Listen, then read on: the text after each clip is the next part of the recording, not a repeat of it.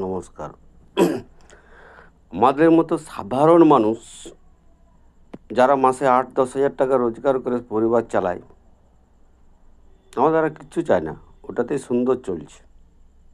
সরকার চাল গম দিচ্ছে, আটা দিচ্ছে।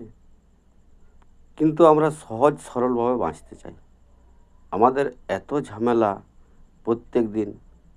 যদি একটা কোনো কারণে ছোট গাড়িই কিনলাম অনেক পয়সা জোগাড় করে, তো সেই গাড়িকে পুষতে গেলে যে কী খরচা হয়, তাতে সমস্ত কাগজপত্র আপ টু ডেট রাখাও মুশকিল হয়ে যায়।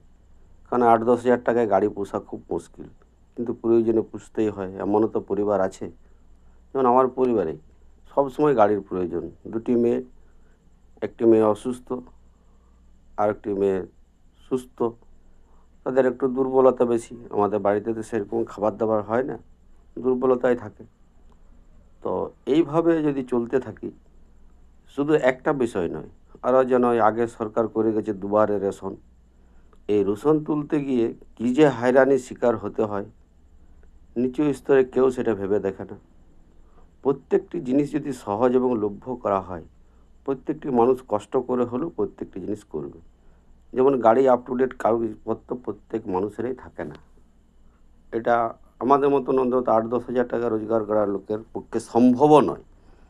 যদি এটা কোনো সহজ ব্যবস্থা থাকতো, যে অমুক জায়গায় গেলাম, ডেটের দিনে গেলাম এবং যে কাগজপত্র জমা করলাম, একটা মিনিমাম ফিস দিলাম, তার বিনিময়ে হয়ে উঠল।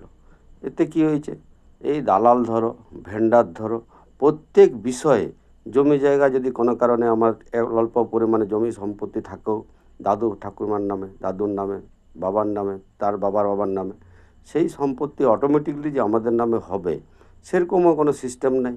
আগেকার বিএলও অফিসরা এরকম অনেক কিছু করেছে। আমাদের পুরুষদের যেমন জমি জায়গা অনেক বেনামি তাদের নামে করেছে।